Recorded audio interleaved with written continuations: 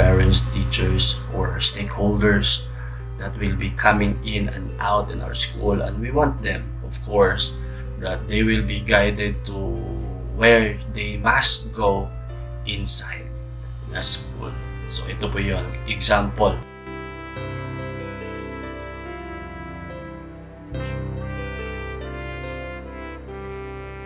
Okay, we will print screen this part, and we're going to open the program which we will be using to create the vicinity map. And for this, we'll go select the size of the document. So we'll go to File, select New, and then depende po kung saan nyo gagamitin itong gagawin natin na vicinity map for any document. But for this example, let's just use print document, and we'll select short bond paper size, which is 8.5 by 11, and the orientation is landscape. For the resolution, let's just make it 300 since this is a smaller size. So let's go Control V to paste our picture we had print screen earlier. And then let's go to this move tool, and then let's click show transform controls so that we can drag and resize our photo. Of course, yung gagawin natin is we will just cut out only the portion which we need, and I believe ito po yung portion na ito. Tama? So we will select mark tool, rectangular mark tool. It's a selection tool, and then just go around with the parts that you want to get. Okay, Shift Control I to invert the selection, and then press delete button so that the outer part will be deleted, and then go back to move tool.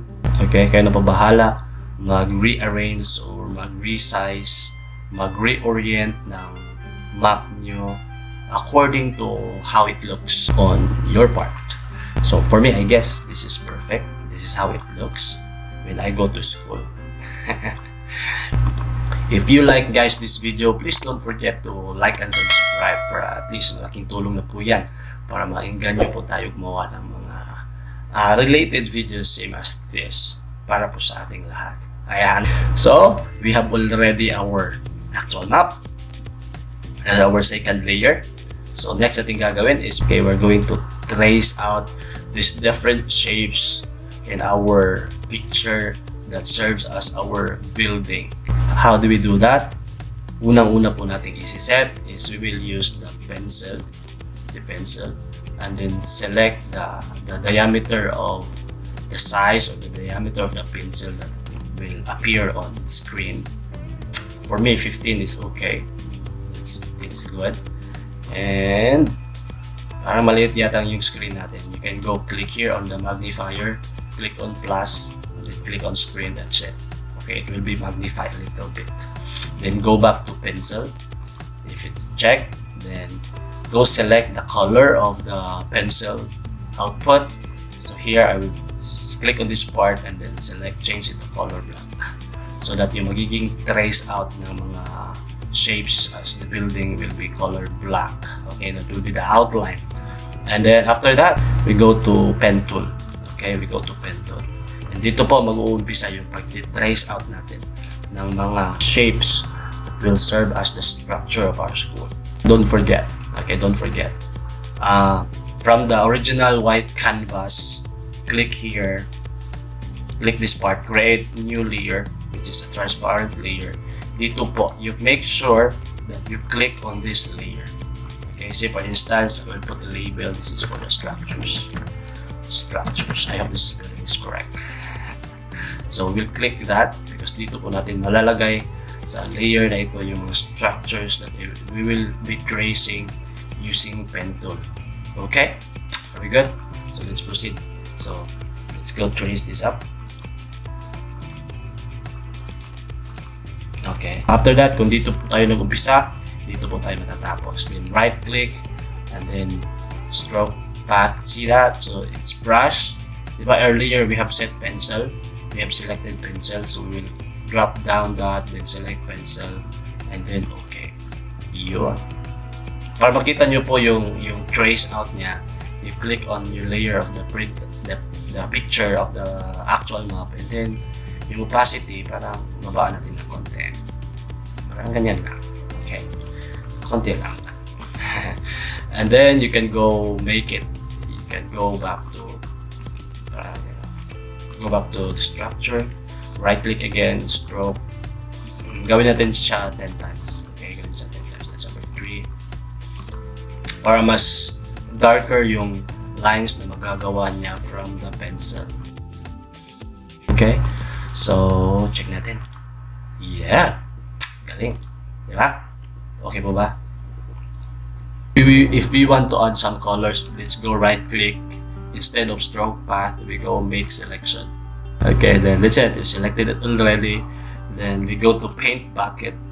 Then select the color. This building in school is color yellow. So I'll go check on color yellow. Mas darker yellow yung lalagay natin. And then go. There you go. Visibility. There you go. Perfect. And then Control D for this selection.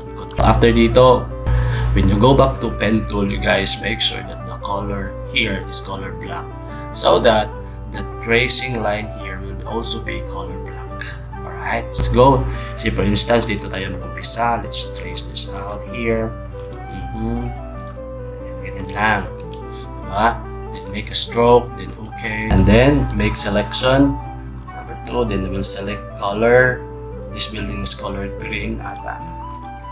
Select colored green, and then go to paint bucket.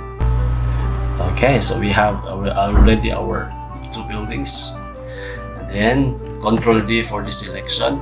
Let's go back again to pen tool, which change the color to black. There you go. That's it. So guys, paulit-ulit po siyang gagawin. Paulit-ulit. Okay, 10 times. If gumawa kayo 10 times on other structures or building, you also make 10 times here para at least balance po yung kalalabasan niya. Okay?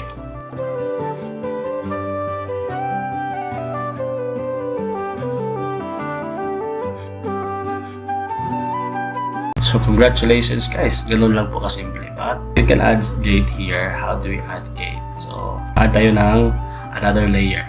Click here, this part, add layer. Let's say this is for our gates. Daming gates. So we'll go for our gate. We'll select rectangular tool. Gawa natin dito. Liit lang.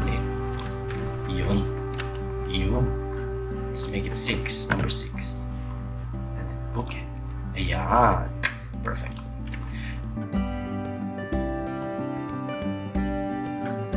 And then dalawang gate po yan. Duplicate this layer na lang po. Duplicate this layer para makakopyan po tayo ng another gate. So add some text. Yan. You click this part, this text here icon. Say this is gate 1. Yeah. And then you highlight. You can change the color. If you want color red, then you can go change this to color red. We'll add another shape, but this time I want it to be broken line for our, parang yung niya, walls.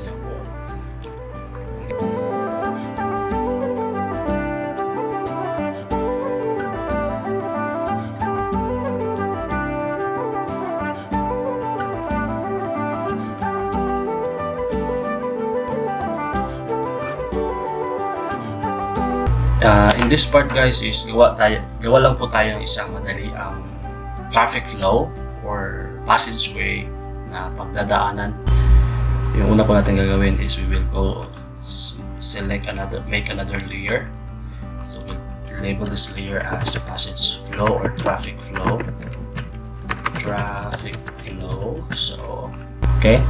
So after that we will go to our brush. Okay, paint brush. Then we make sure that the size of the brush, parang ganito. So for example, ito yung size ng brush, pupunta dito. Okay, ganyan lang. Okay, the color will be, let's make it like similar to the color of any ordinary road. We go to pen tool again. Talagang gusto ko si pen tool eh. Okay, from entrance, they will go inside. Okay, we'll guide them kung saan sila papasok. Yan, diba? Dito sila dadaan. You'll see the magic here with this part, guys. And then from here, okay, and then they will go directly on this part. Ganyan. And go to this part right here, which is where our principal's office is located. After that, we go again, right click, stroke path, and then instead of pencil, gamit tayo ng brush, since brush yung na set natin kanina. Then, okay. Sa eraser, yung find lang, the diameter is, adjust the diameter. Just add new layer. It's for the reflector, road reflector. Once in our road reflector, let's just go select line tool, be color white. Go to line tool. Patay ng reflector. Yun. So kayo na bahala for the distance. Mas meron po siyang makikita ng reflector na para po siyang kalsada.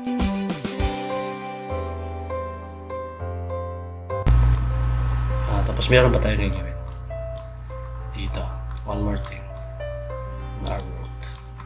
Yun. So after that, ito yung next natin gagawin, double click on our traffic flow. Lagyan natin siya ng outer glow. Iyon. Para mag-glow siya. Konti. Okay? So, pwede po lagyan dito. This way. Okay? This way.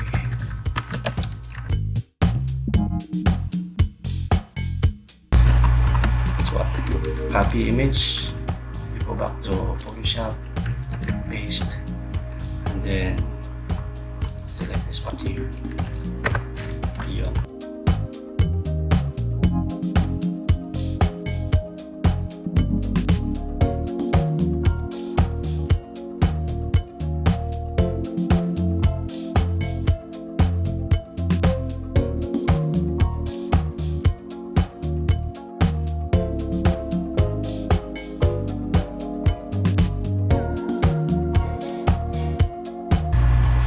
So there you go. So that's how we make, guys, traffic flow. Yan, napakadali lang. It's not pixelated. Hindi po siya yung hindi magandang kopya. Hindi po siya blurry. So sariling gawa po natin. So mas maganda po is yung isasubmit natin at saka yung ipapatar po natin is pulido. Okay, pulido yung pagkakagawa at saka maganda yung copy. Hanggang dito na lang po tayo. If you like this video, if you find it interesting, and if you learn from it, okay, don't forget to like and subscribe in our YouTube channel. At least we will be uploading some videos, you will be notified right away. Thank you so much. So how do we save this? Go to File, Save, and then select JPEG. Say for example, School Vicinity. Yeah. Let's go save it to our documents. Then go OK. Hit OK. And after that, let's go check on our documents. Let's go Document, School Vicinity Map.